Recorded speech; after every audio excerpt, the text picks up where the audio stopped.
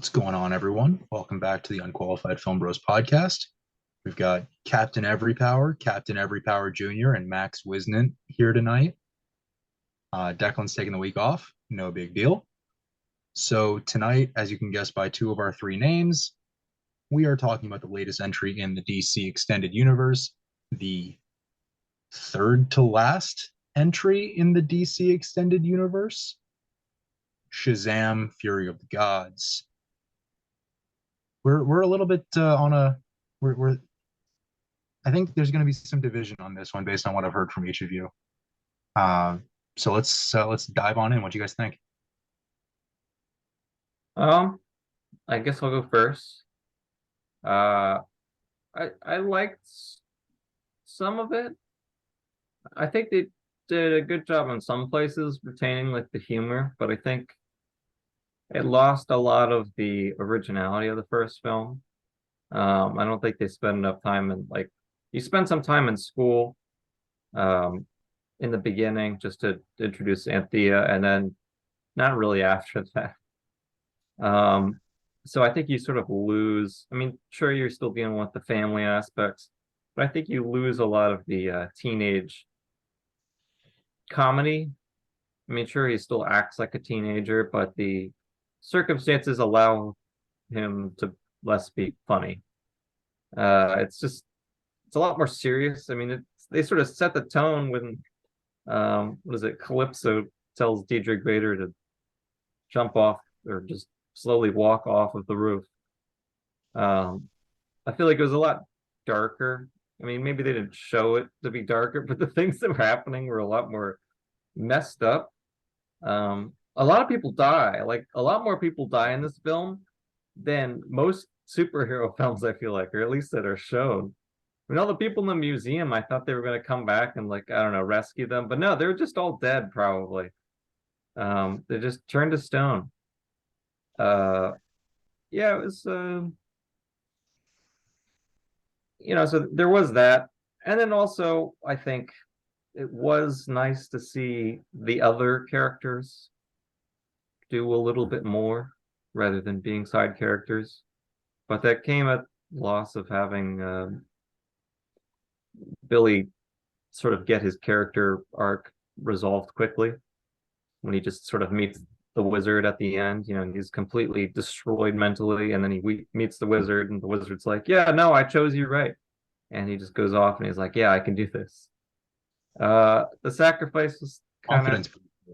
yeah, sacrifice was kind of you know interesting, but I feel like it sort of cheapened when they just revive him, 5 seconds later. So there's not really a point to it. Yeah, what do you guys think? I can go. George and I were talking about this a little, and that I actually like this one like the smidgen more than the first one. Part of that is I haven't seen the first one in like a couple of years. And I just remember when I saw the first one, I just didn't really like it. I might have to go back and revisit that now that I've seen the sequel, but a lot of it kind of stems from just my general dislike of the character, and just kind of being unimpressed with what they're doing with it. And so that's part of it. And so I kind of liked a little bit of the darker tone, despite the fact that I do agree that this film did lose a lot of like that, like what you said, Ben, that charm that came through in the first film. Um, you know, on the sacrifice, I kind of knew that he was gonna. I think we all knew that he was gonna come back. Yeah. I agree, it was very cheap, but like I don't see a a superhero dying in his own film. Like I don't think that that has happened. I might be wrong, but you know, I might not agree with it, but like I don't know. It just felt like both of them. It just like it didn't make sense, but if I might raise a quick counterpoint, I didn't like hate it. Logan. Okay, Okay. but that's like the deterministic end, and it wasn't even the end for him because he's coming back in Deadpool. Yeah. Well, Guys, I'm so excited for Deadpool 3. it should be a good time. Oh yeah, but I will make the point. I like the first film because I think that it does justice to the character. As you know, he's not just a generic superhero. He is supposed to be a teenager. And I think the other problem they have is, he's getting older. Um, I really like the immaturity with the power of the gods. I think that's what sells the character. But also, he does have the heart. I just wish they would stop telling him that he has heart. He should know in the second film. Because he had the same crisis in the first film. uh, but yeah, I mean, I like the immature tone. I think it's just more original and it fits the character better. I mean, you can sort of grow him into a more, I mean, not to say he's more mature, obviously, he still acts like a child, but I don't know. I mean, there are certain like comics where it is darker and you get to see that side of him, but it just feels more focused on Billy. I feel like doing the darker tone with the family centered um, thing it's just a little awkward to me. I mean, I guess you have the threat of, them killing your family or whatever, but it just doesn't seem to want to go one way or the other. I like that they embrace more of the comedy side. I mean, even in the final battle with Dr. Savannah, they're still making jokes. And this one's it's just a little bit more emotional and too schmaltzy at some points. Yeah, I think what I enjoyed so much about the first film, and I didn't see it for the first time until the night before I saw Fury of the Gods, which, I had meant to see it since 2019 when it came out. I just never got around to it. As I am learning more and more every day that I have seen fewer and fewer movies than I previously thought. Uh, but anyway, the DC extended universe is so goddamn dark and depressing. Like even a movie like Wonder Woman, it's like a war movie, and it's tonally dark. And then you got Justice League and the Snyder Cut, and Batman v Superman, Man of Steel. Other than like the Suicide Squad and I guess Birds of Prey counts. Um, it's really there's not a lot of lightheartedness, and the first movie is so fun because you're throwing a kid into a superhero's body, and you've got the big sort of homage there. You've got, the complete opposite personalities of Asher Angel's performance as Billy versus Zachary Levi's performance as Shazam. Um, and I feel like in this film, they really tried to bring those two personalities a little closer together and make it feel more like this is one person. Because again, Shazam and Billy were entirely different personalities in the first movie. Yeah, And this one he's trying to keep the family together. He spends a lot more time in his Shazam form in this movie than he does in the first one. And maybe that was written into Zachary Levi's contract, or well, I don't know. I think that part is to the credit and to what you're saying. I think Zachary Levi does a good job capturing the character, but Billy Batson is way too um dark and depressed and like broken all the time. I mean, he's just continuously the child that everyone abandoned. Um, But really, the bottom line of how I feel about this film, other than what you guys have each said, that it lost some of the charm of the first film, is that it really feels like a generic superhero movie. It's formulaic. You've got, you know, the introduction of the villains as the first scene, which you see in basically every superhero sequel, is the villains started off. And that's sort of like the inciting. Yeah. And then you've got, the heroes having an identity crisis, which he's literally lying on a couch talking to a doctor. And then, there's the struggling to keep everything going, and you end with the big CGI battle with a faceless army, and then the hero sacrifices everything, and then the stakes are all reversed because can't have a disappointing ending and the hero's got to Yep. live, but the stakes are only serious for the villains. I'll say I think I would have definitely written the end. I mean, first of all, with the Billy Batson thing, I like having Billy Batson around. I just think they should have written him more to be comedic, like his Shazam counterpart. He's sort of, I think he does a better job in the first film, or at least the material is better for him. I think he's a little bit more comedic. Whenever he's Billy Batson in this film, he's super serious, like way more serious than Shazam is, and it's a little strange to me.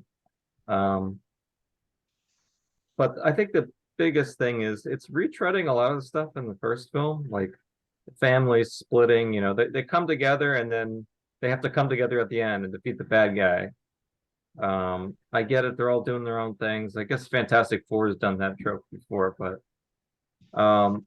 with the sacrifice at the end, I think that's a little too generic. What I would have liked to see is everybody together again, because the whole idea was family, and it's just him in the end. They should have let Freddy sacrifice himself, to let him fly. Instead, he should sort of just, shuts everybody out and sacrifices himself, which is generic. I mean, you could have let Freddy be dead for a little bit longer, I guess. I liked how they used Freddy in this film. Granted, I love Adam Brody, and I loved seeing Freddy in his superhero form. I liked the choice to have him be the one who, for the most part,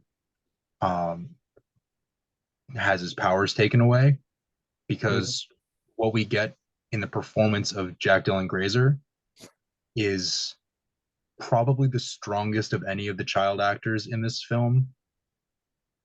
He completely captivates every interaction he has, whether he's talking to Zachary Levi or Asher Angel. And really what we get from Freddy in this movie, when he talks to the wizard a lot during the second act of the film, I think maybe they could have leaned into his heroic arc a little bit more. Because when he meets Anne for the first time, or Anthea, you sort of get the feeling that he is going to have this sort of, stepping up as a hero, or not stepping up as a hero, stepping up in prominence in the film. Yeah. And then really it just gets more into Hespera and Calypso and Shazam, and their, the relationship between Freddy and Anthea is sort of pushed to the side until the third act. And I feel like they could have used what, in my opinion, were the two strongest performances of the film in Jack Dylan Grazer and Rachel Zegler, because they were both fantastic, and I wanted more of them. And I criticize a movie like Spider-Man Far From Home because it spends a little bit too much time on the awkward teen romance and not enough time on the action. But also, I liked that in this film between those two, and I wanted more. I mean, I like the chemistry. I wouldn't want more. Great chemistry. That's the word I'm looking for. They had great chemistry. Yeah, I wouldn't want more of their scenes though, because the thing is, it's a superhero film.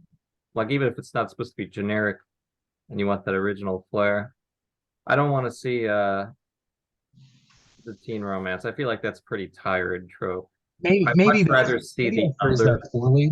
I think what I meant to say was like how we see the two of them in the third act when they're involved in the battle together.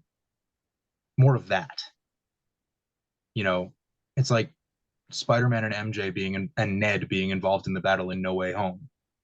Well, I would have liked to see the family together fighting the big dragon at the end, and somehow Speaking of the family, I why is Mary's superhero form suddenly the same actor?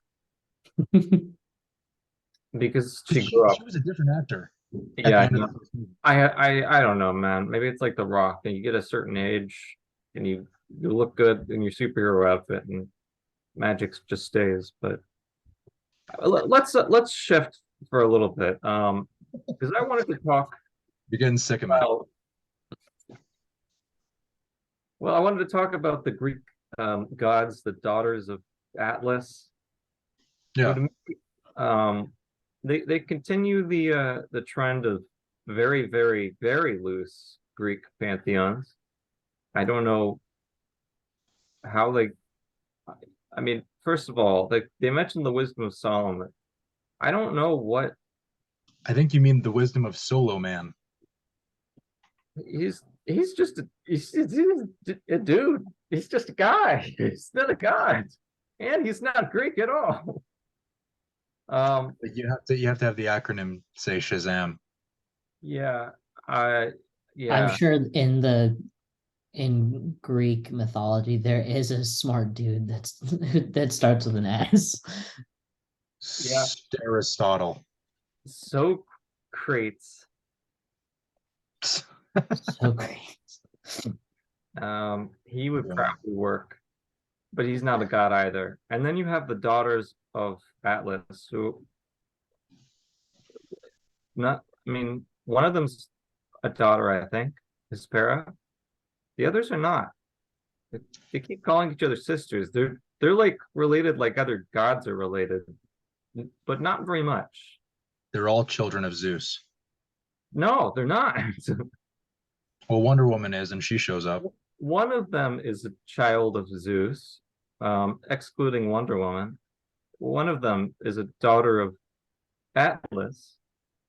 The other, I can't remember, but well, no, Calypso's not a god. That's why, because she's a damn nymph or whatever.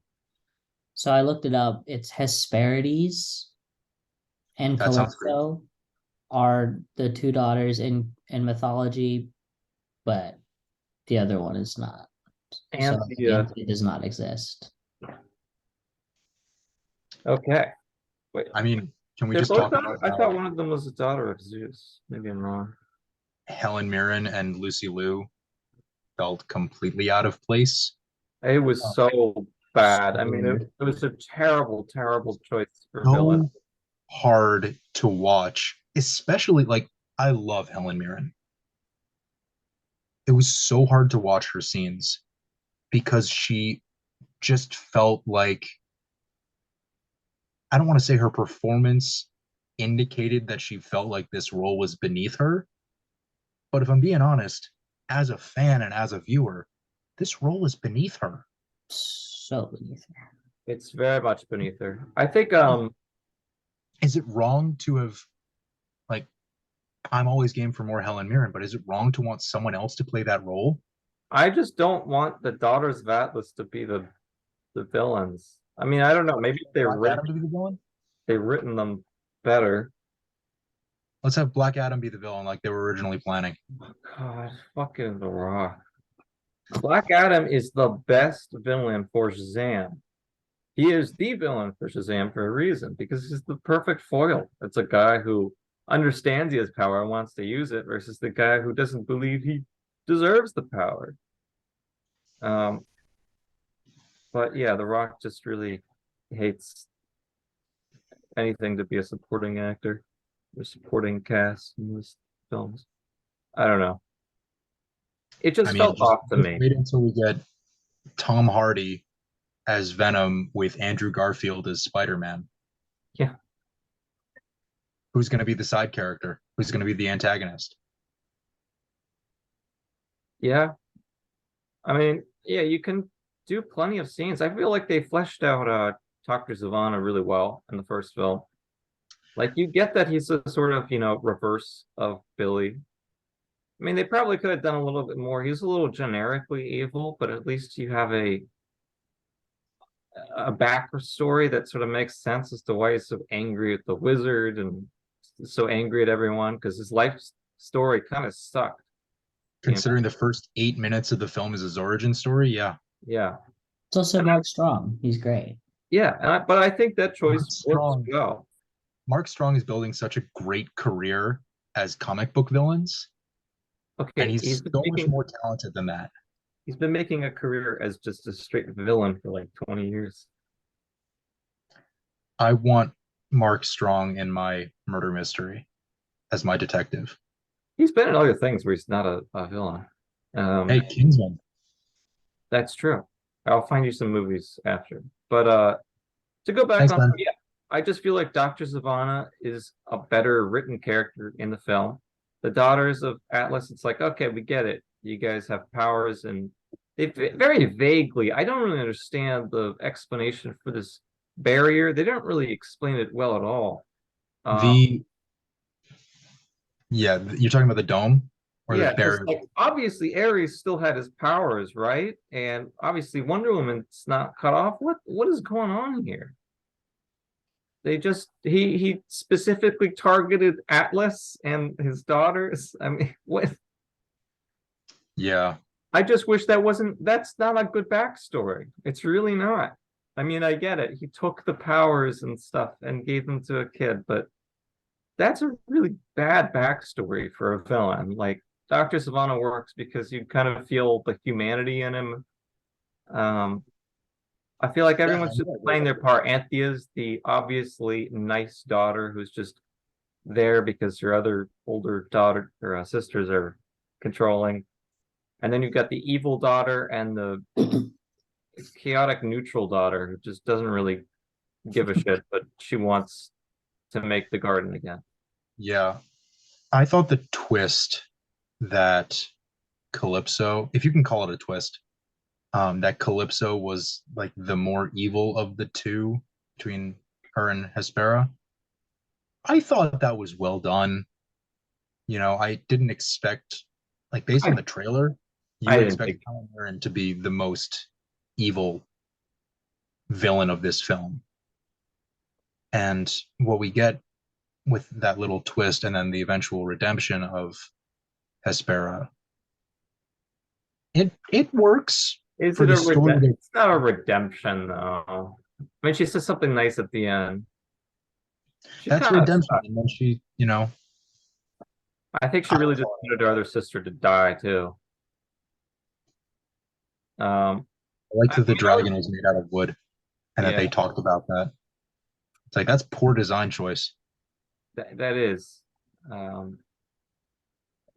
don't think the twist was that well done. I thought it was like really foreshadowed, like too foreshadowed. I mean, they have like the staff and she's telling everybody what to do, and Calypso's about to touch the staff, just like hands off.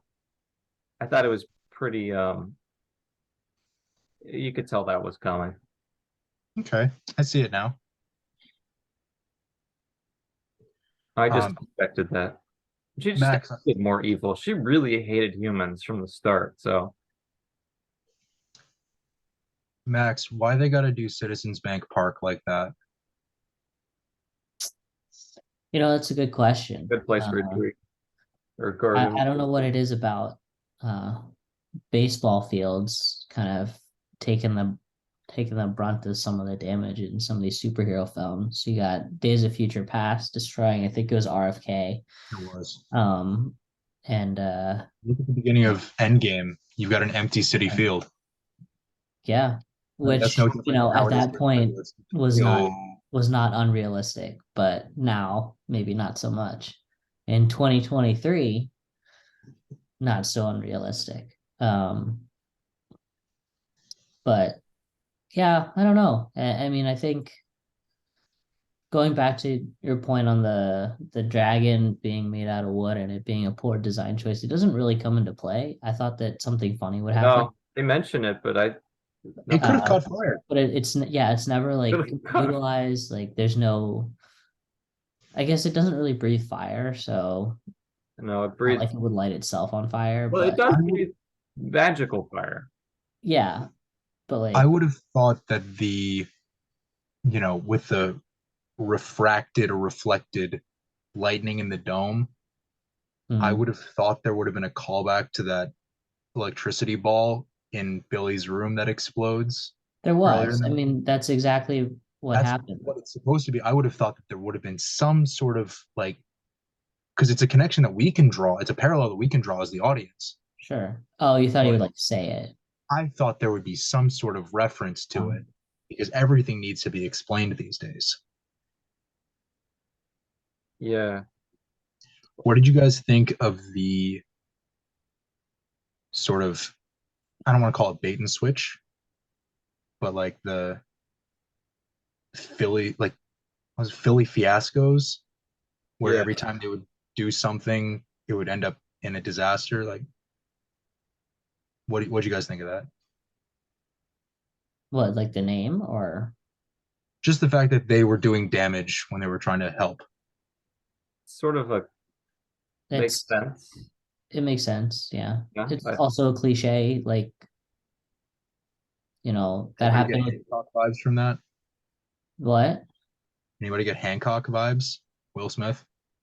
Sure. I mean also They did Man of Steel Avengers. too. And yeah, Batman versus Superman. There's so much collateral damage that is unaddressed in the DCEU. Well, that's why they had to do Batman versus Superman, where Bruce Wayne is really No, angry. they didn't have to do Batman versus Superman. Well, that's true. They didn't have to This is do. why we should have That's Declan here tonight, because he loves that movie. Um, the You're one right. thing that I would like some explaining is what the hell is going on with the gods. So I just don't understand their. I like mythologies. Okay, I feel like Marvel does a pretty good job with their god mythologies. Comics do a fine job, even if they're somewhat inconsistent. But like, yeah, I don't know about this seed. So the seed creates. I don't know why you would need all these mythical creatures in Mount Olympus. Why are they there? They said that it's been mutated because it's here, but these are all mythical creatures. Yeah, I don't Well, think Earth has great. unicorns and cyclopses and minotaurs. I don't know what's going on there. And then also, okay, I get it. The tree has died because big bomb, go boom. But why do all the creatures just turn to ash? What is this? Because Is they this have Also- to a do Avengers Horcrux? Infinity War. Also, why are there so many of them, right? I Like don't in know. mythology, it's like there is the Minotaur Yeah. and it's the Well, who Pegasus. made this? I mean, Not who made this 50. gigantic tree? And is this where they're getting them from? They have like good backstories in mythology for why everything's the way it is. So much of this movie, like, So what was that chimera? That chimera sucked. Terrible chimera. Did you guys wait? Yes. Speaking of mythical creatures, did you guys get the trailer beforehand about the Kraken Yeah. fighting it was like the Little Mermaid, but from Ursula's perspective, basically. Oh and god. teenagers. And as teenagers in a school. Yeah, that was weird. I got that one right after the Little Mermaid too. So I was like, well, it's I a didn't little get the on the Little nose. Mermaid at this one. Yeah. I also Yeah. didn't get Guardians 3, which I thought was weird. I didn't get Guardians 3 either. I got one that was interesting, but I forget what it was. I got like 3 previews, so It's weird. I didn't get Guardians 3. I didn't get Dead Reckoning. I didn't get Fast X. Oh, Like a lot of the ones that oh we've my been God. seeing a lot at these like PG-13 R-rated, movies that we've done. I did get the Flash trailer. Yeah, I did too. Yep, I got that. That was fun to see on the big screen. I feel like that movie is going to be good. It could be. I read an article that said that Tom Cruise got Yeah, he a watched big it and screening, and loved he it. said it's like what we make movies for, basically. It was like super high praise. I just want them to let Keaton do his thing. I don't want it to just be like a cameo. So what do we think about Ezra Miller? I mean, if this movie is like the best DC movie that they've ever done.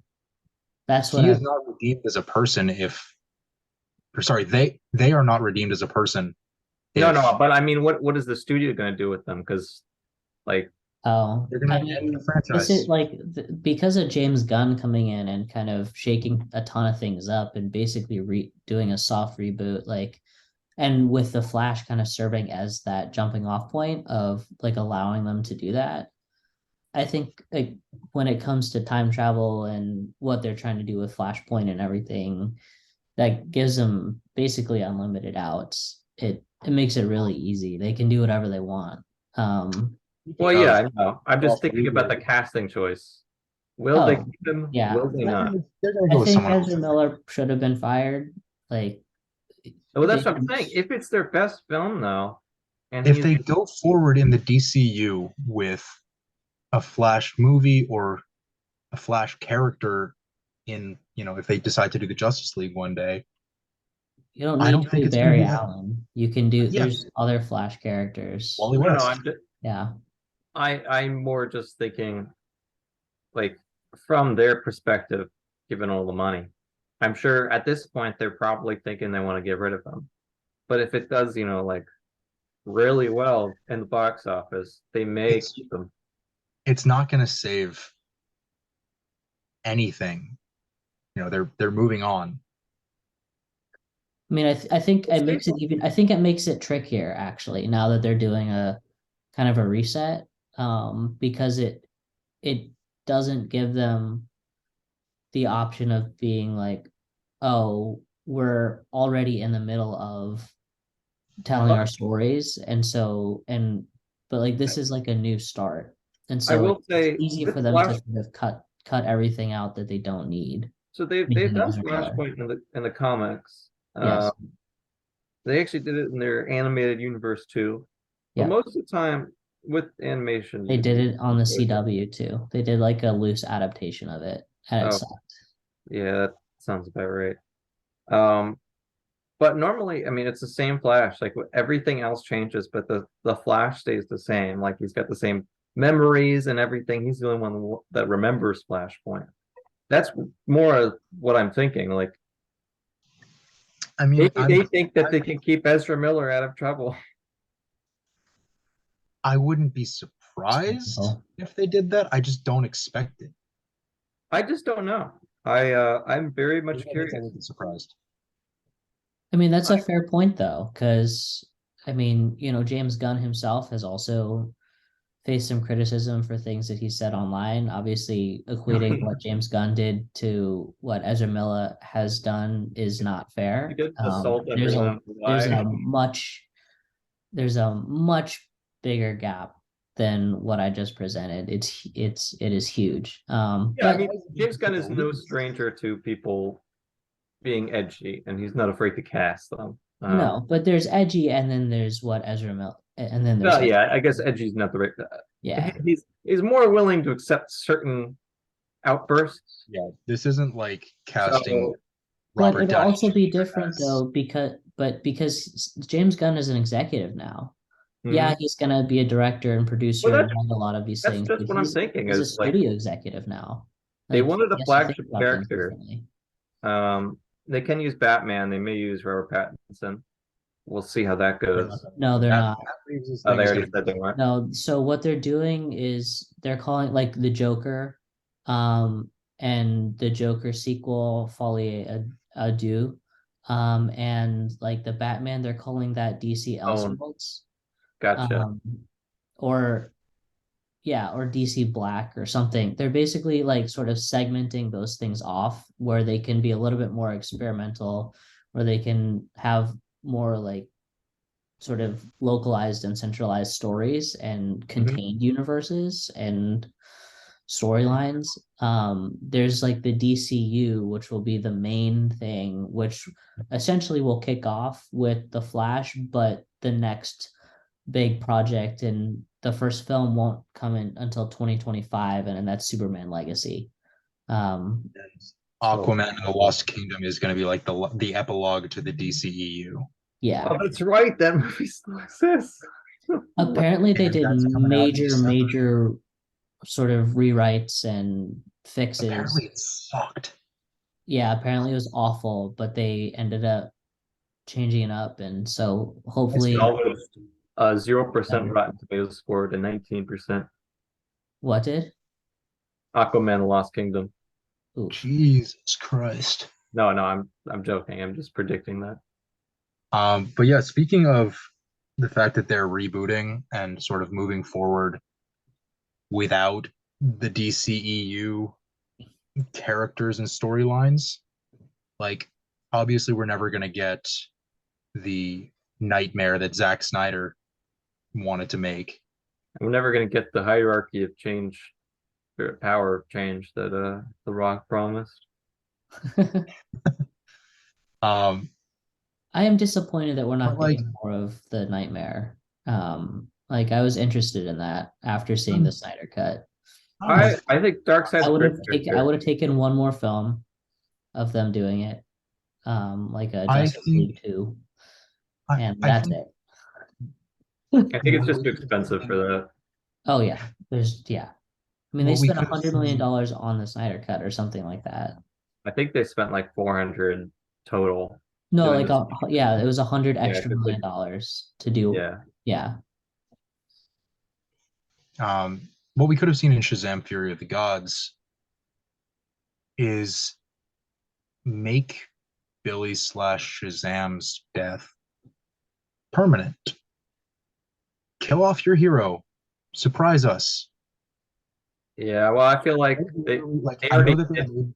they wrote and made this movie before James Gunn was announced, Yeah. as before he took over as the director of creative whatever for DC Studios. Yeah. But like, you have an out right here. You have nothing to lose by doing it. Well, yeah, I but don't know if this movie's going to do well enough for you to get a sequel. but they would have to reshoot it and stuff, and why would the studio sign off on that? They wouldn't. I think Yeah. it was already like based at I mean It was to be already honest, I don't done. think it really matters. Like they can still do whatever they want. It just Yeah. would have been so perfect, and the complete absence of stakes. It's just disappointing because it's becoming Well, I don't know. goddamn prevalent. I in think super- that would have been just awkward. I would have felt weird to me. Because I feel like his character arc is not complete at all. And so him dying is like, okay, yeah, maybe they shouldn't have killed him in the first place, but I wouldn't want him permanently dead because it just seems weird. All right, so why do you leave the Sivana Mr. Mind post-credit scene in there? Why do you leave the recruitment to the Justice Society mid-credit scene in there?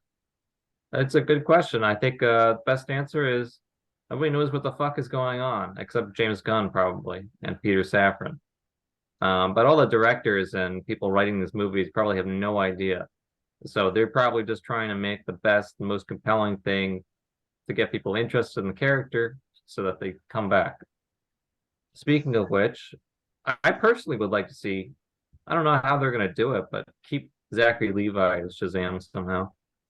That would be fun. Very well. And I would still have to see him again. it's tough to find a character that could embody that sort of goofy, immature humor while also being able to carry a movie. I think he does a pretty good job.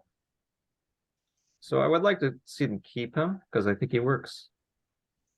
And if you want to change whatever, I mean, I just don't know how they're going to do it.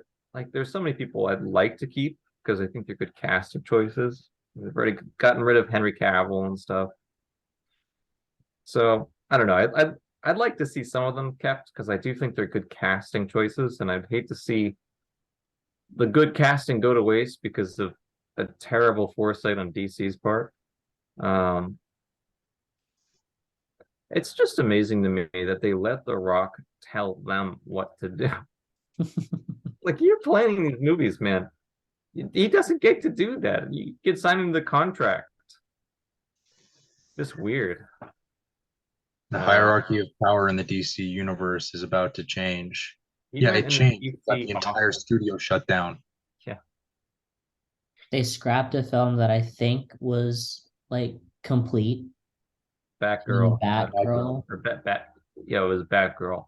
Because Like I think Batwoman's it was done, right? It was ready It for was release. It it was was like done. I think they still needed to do some post production, but for the most part, it was pretty much done. They did that for tax write-off.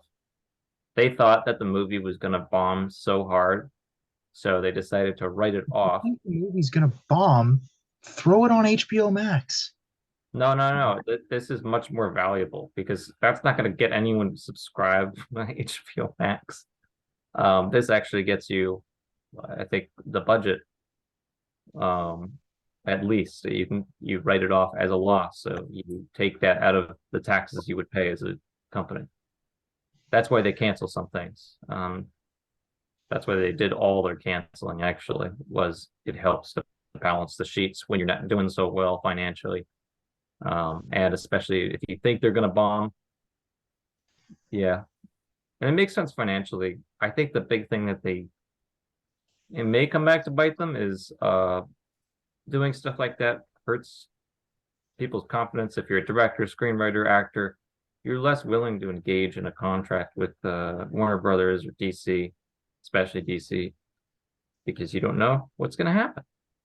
I think that is over. a little bit of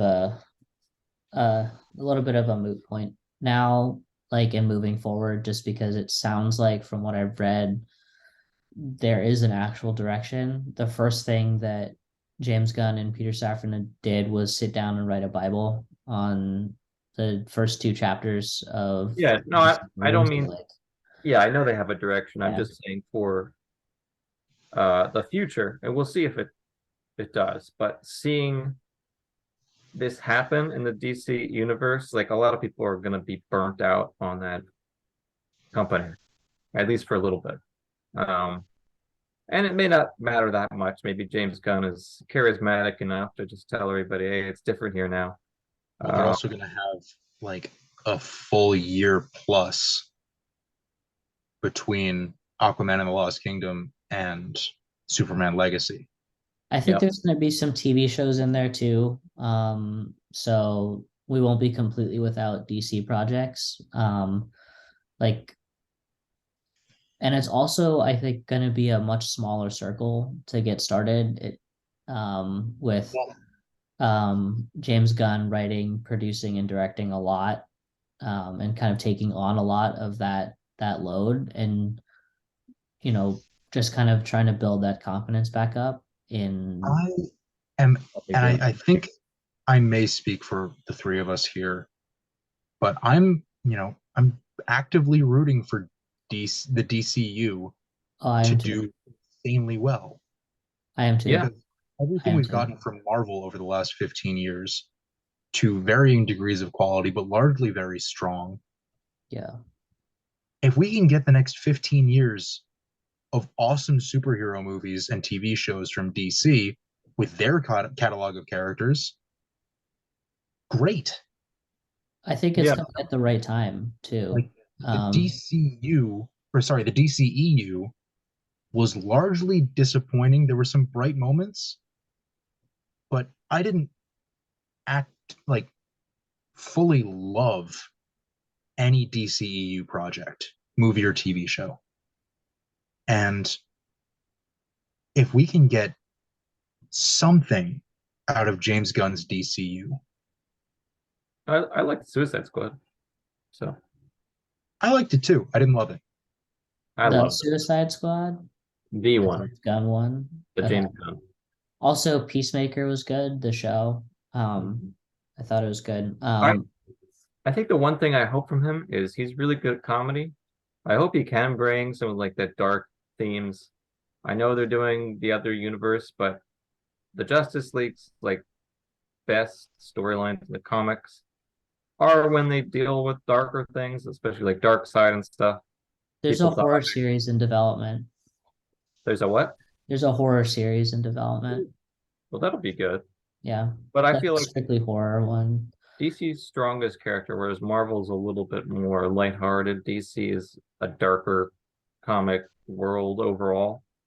And they even have their own series for Vertigo Comics, which is the darker side of things. But the recent, like, big crossover events that they do with Justice League and all the heroes, they've been pretty dark. And they've been some of the best, I think. So I hope you can keep the more serious matter with the comedy. And obviously he's just directing. He's not, running the company. He's an executive, not the director or screenwriter or whatever, but he will have, I think he is writing the first story.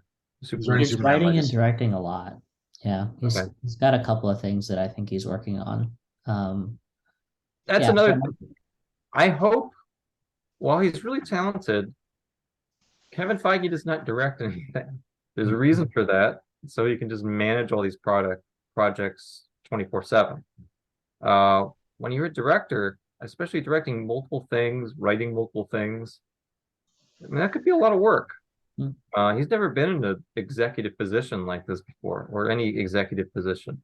So, I mean, aside from like executive producer, but that's not the same thing, really. Right. But like I was saying, I think this is happening at the right time. No, it And is. the I just hope timeline that they don't. will work out, because I think there is a little bit of Marvel fatigue. And just there wasn't as much widespread acclaim or love for Phase 4. And going into Phase 5, I think for the MCU is a bit of a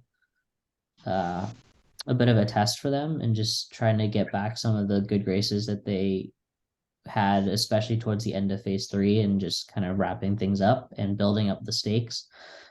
So if you've got two big superhero and action and comic companies going at it in DC and Marvel, by 2025, 2026 and on, then that's great. Well, I'm not You won't like it, but I'm not disagreeing with the choice. I more just hope that they don't either give him too much or he doesn't take on too much. That's what I'm saying. I wasn't making a statement either way on.